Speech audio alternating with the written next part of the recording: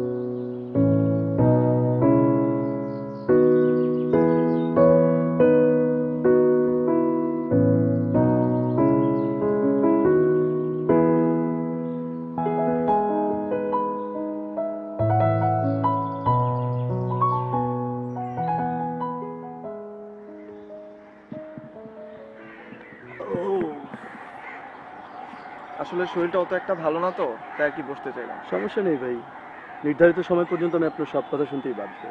ভাই যাই বলেন, আপনার প্রেশারটা কিন্তু একদম ইউনিক। কেমন? এই যে আপনার টাকার বিনিময়ে কোম্পানি দিচ্ছেন। হুম। আচ্ছা, এই কাজের মানে এই কাজটা করার জন্য আপনার মাথায় প্ল্যানটা আসলো কিভাবে? আসলে পেটে ভাত না থাকলে না অনেক কিছুই করতে হয়। কথাটা ঠিক বলছেন ভাই। আচ্ছা, এই আপনি এই পর্যন্ত কত মানুষকে সময় দিয়েছেন এইভাবে? অনেক। অনেক যেমন? আচ্ছা, আপনার এই পেশাটার মানে কতদিন যাবত করছেন? প্রায় 2 বছর 7 মাস। 2 বছর 7 মাস? তাহলে তো মানুষ চেনার অভিজ্ঞতা আপনার খুব ভালো। কিছুটা ভালো। আচ্ছা, এতদিনে কি আপনার কারো কথাই মনে নেই? না, ওরকম ভাবে কারোর কথা মনে নেই। সত্যিই কারো কথা মনে নেই? আচ্ছা, আপনার কি সত্যি কারো কথা মনে নেই? হ্যাঁ, আছে। কে সে? রানী। রানী?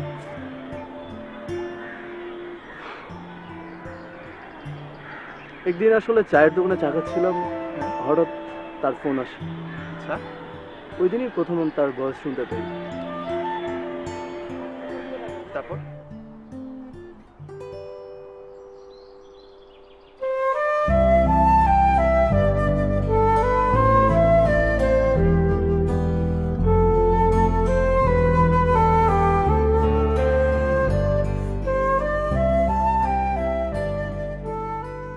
পরে নির্ধারিত স্থানে ভোট দেওয়ার নির্ধারিত সময়ের আগে আমি গিয়ে ওর জন্য দাঁড়িয়ে থাকি। জানেন, ওই স্থানে আমি আগেও অনেক মেয়ের সাথে সময় কাটিয়েছি, কিন্তু কখনো বিন্দু মাত্র কিছু ফিল হয়নি। আর আমি যখন ওকে প্রথম দেখলাম, তখন যেন দুনিয়াটাই ওলটপালট হয়ে গেল। আমি মুগ্ধ হয়ে গেলাম। মনে হচ্ছিল যেন মনের অজান্তেই ওকেই যেন খুঁজছিল।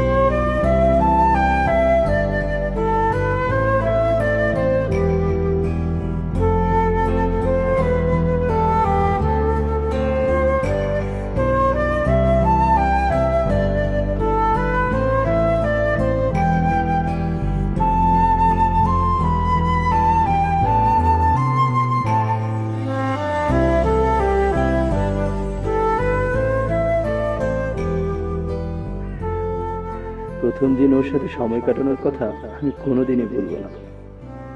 প্রথম দিনই বুঝতে পারি আমি ওর প্রেমে পড়ে গেছি। আমার ভালোই লাগছিল ওর সাথে সময় কাটাতে।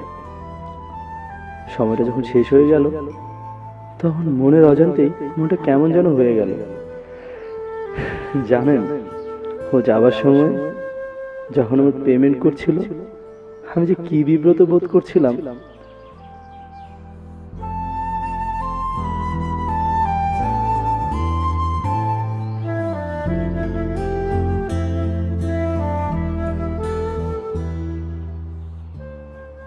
আর ও যখন চলে গেল আমি ওর চলে যাওয়া দেখছিলাম। আমার মনে হচ্ছিল আমি যেন ওকে হারিয়ে ফেলছি। ওকে আবার কোথায় পাবো আরো নানা প্রশ্ন মাথায় ঘুরছিল।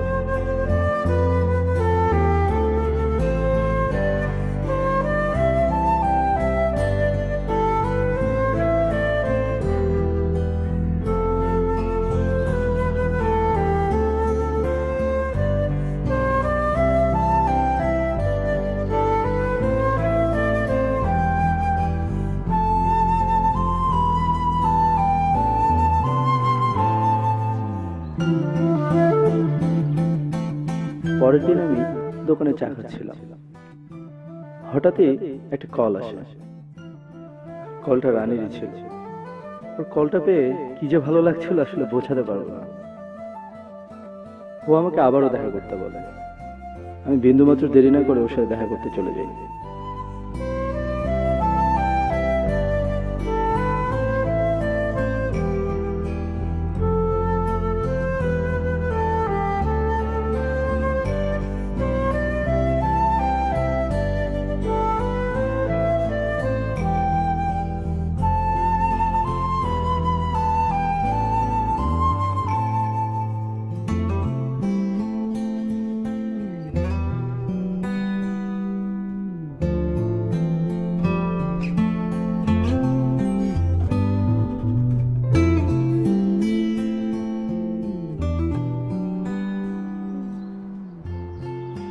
আমরা আবারও দেখা করি।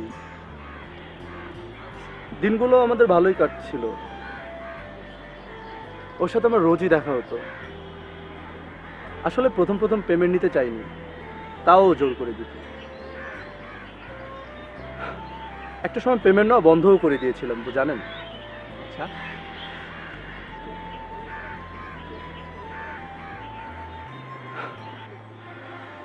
আমরা আসলে দুজনেই বুঝতে পারি আমরা একজন আরেকজনকে ভালোবেসে ফেলেছি।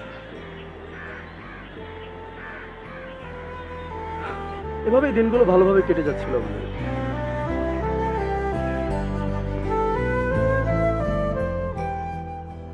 আজকে রানীকে দেখে মনে হচ্ছিল ওর মনটা অনেক খারাপ।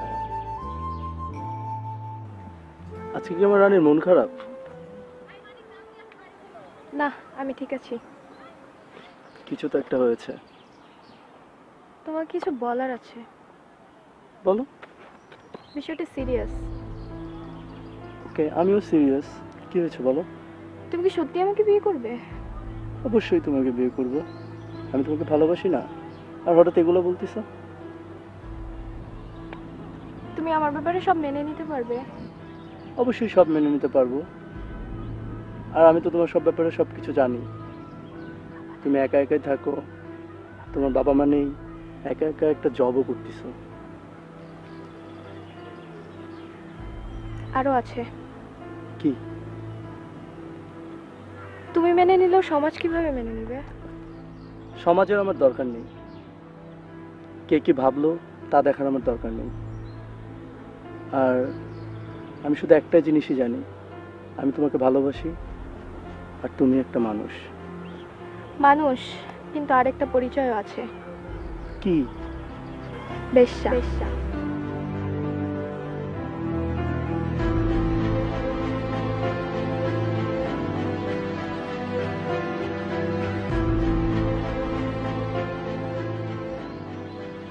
আমি জানতাম এমনই কিছু একটা হবে।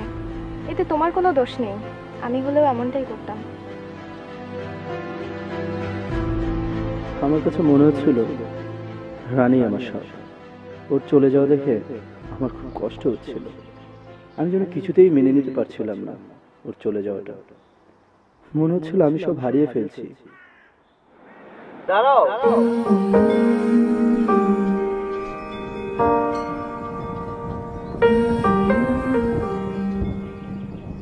আমি কিছু জানতেও চাইনি, আমি কিছু চিন্তাও করতে চাইনি। ওকে হারানোর ভয়ে আমি বেশি চিন্তা না করেই আমি শেষ সিদ্ধান্তটা নিয়েই ফেলি, আর আপন করে নেই রানীকে।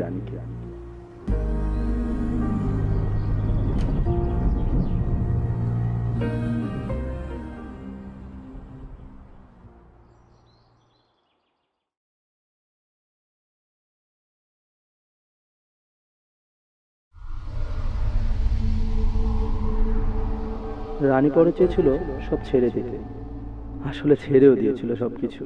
পারছিল না আসলে, কারণ ও একটা ছোট গ্যাং এর সাথে কাজ করত। এই কাজ ছাড়াও আরো অনেক কাজ করতে বাধ্য করতো তারা। ও কোনোভাবে পারছিল না ওই গ্যাং থেকে বের হতে। ভাই জরুরি কথা আছে, এর জন্যই ডাকছি। ও ওই ব্যাপারটা তোরা শিওর করি। কালকে শিওর করছে কোটিপতি, অ্যাডভান্স দিয়া দিব, রাইতে যাবি সকালে আবি। ভাই আমি আমি যাইতে পারবো না। যাইতে পারবি না মানে? তোর যাইতেই হইব। আমি যাইতে পারবো না। নাটক চোদাস। আমি যাইতে পারবো তোর না। যাইতেই হইব। তুই জানোস বসের কানে দিলে ব্যাপারটা কি হইব? তুই বুঝতাছস? জানি আমি যাইতে পারবো না।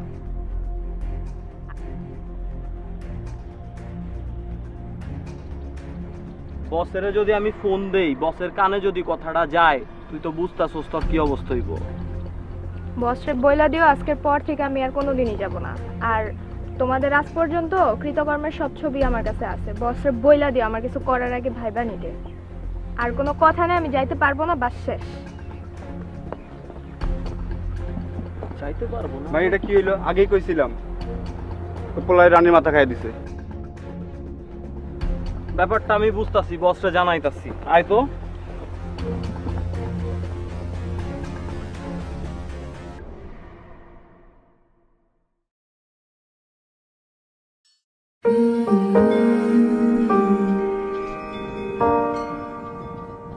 ওই দিন রানীর জন্মদিন ছিল। আমি ওর জন্য ফুল কিনে নিয়ে আসি, ওকে একটা সারপ্রাইজও দেবো ভেবেছিলাম।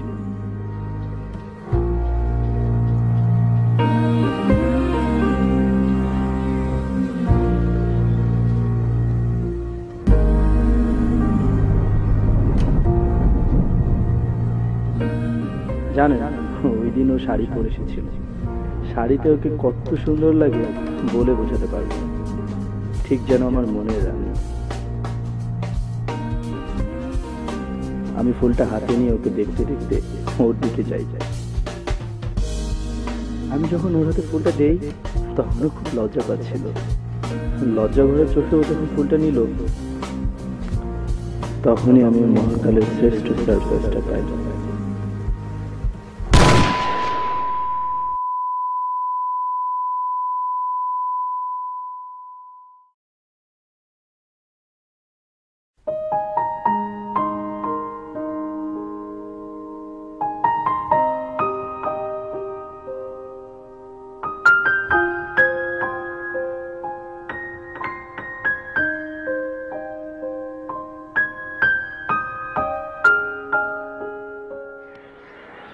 আসলে সরি ভাইয়া, আপনার সাথে দেখা করা আমার আরেকটা উদ্দেশ্য ছিল। আসলে আমি পুলিশের গোয়েন্দা বিভাগে চাকরি করছি, যেখানে আমাকে রানী হত্যার কেসটা দেওয়া হয়েছে। আপনার সাথে দেখা না করলে হয়তো আমি বুঝতে পারতাম না আসলে ঘটনাটা কি। আপনার সাথে দেখা করে ভালোই হলো। আপনাকে অনেক ধন্যবাদ। আচ্ছা, আপনার পেমেন্ট? না না ভাই, প্লিজ, আমি কোনো পেমেন্ট চাই না ভাই। আমি চাই এই ঘটনার একটা সুষ্ঠু বিচার হোক ভাই। প্লিজ ভাই, আপনি কিছু একটা করেন ভাই। অবশ্যই অবশ্যই, আপনি এটা নিয়ে কোনো চিন্তা করবেন না। ওকে, আবার দেখা হবে। ভাই, রানী এই পেনড্রাইভটা দিয়েছিল, পেনড্রাইভটা রাখেন, আশা করি কাজে আসবে। আমি অনেক যত্ন করে রেখেছিলাম। Thanks man.